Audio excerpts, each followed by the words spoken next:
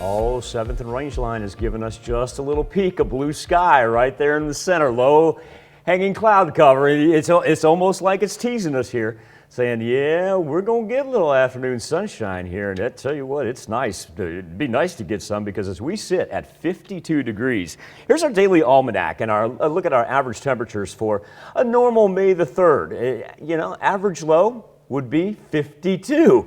So like I said earlier, here we sit at the noon hour, and this is usually where we would bottom out pre-sunrise. Average high of 73. Well, we're not going to come quite close to that. As far as that monthly precipitation, that's really all about location right there. You have to remember that 0.64 inches, that's going to be specifically at Joplin Regional Airport, because when we get to our rainfall map here in just a little bit, you'll see substantially additional amounts when we get down to the southern portion of the 4 states. So looking at a whole bunch of high 40s to low 50s for the most part. Pointed out Monette earlier as it still sits at 46. Slew of 51s running through southeast Kansas. And let's roll 49 in Nevada. As far as the temperature change goes, not a huge difference with the cold front now over us and just kind of not going to budge for the rest of the day. You'll notice the warmer temperatures are out to the east of us. Everybody else, though, if you get out to the west, even down to Oklahoma City, they're sitting at about a 16, 17 degree difference. Look at the panhandle of Texas, Amarillo, about 30 degrees cooler than what they were yesterday. But even with the cloud cover, it's hard to complain since we finally do get a little break from the rain. You'll notice that sliver right there hanging over Joplin. That is where we were beginning to see that little pop of blue from our tower camera. We do have some washes to take care of. We'll go down to the south first. Just a sliver of southern Delaware County where a flood advisory is in effect for Flint Creek. That lighter green that you see, that lime green that takes off down to the south right there, that is a flood warning for the Illinois River. Then as we transition into Vernon County in southwest Missouri, just north of Nevada, Little Osage. It has a flood warning lasting until Thursday morning. As a matter of fact, it is just tenths of an inch away from actually hitting the flood stage, at which point it would come over the banks. Last time we saw that, believe it or not, it was only 8 days ago.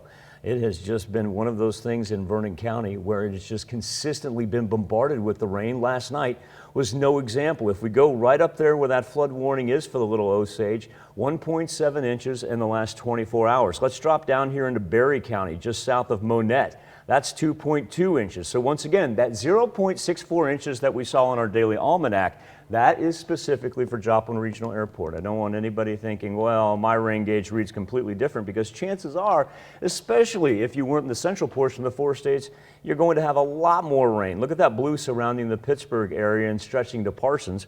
That's just about 1/4 to 3/10 of an inch. That's all that fell in the last 48 hours. Here's a look at our afternoon planner. We'll go low 60s, so remember that average high being 73. We're still a far cry from that. And then overnight, kind of stabilizing. We're not going to have a massive drop because we are going to warm back up. And we know what happens when we warm back up this time of year.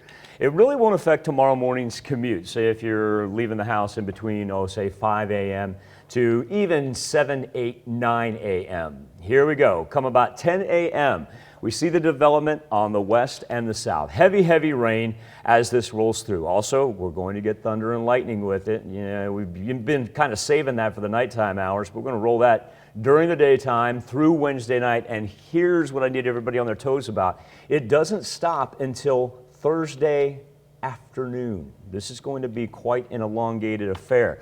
The threat of severe weather, we do see that low category right there, but the brown indicating highest chances for wind and hail stays through central Oklahoma, works its way into the panhandles, then into north central Texas. It's just going to be the amount of rain, Tanya. We're going to see the expansion of flood warnings.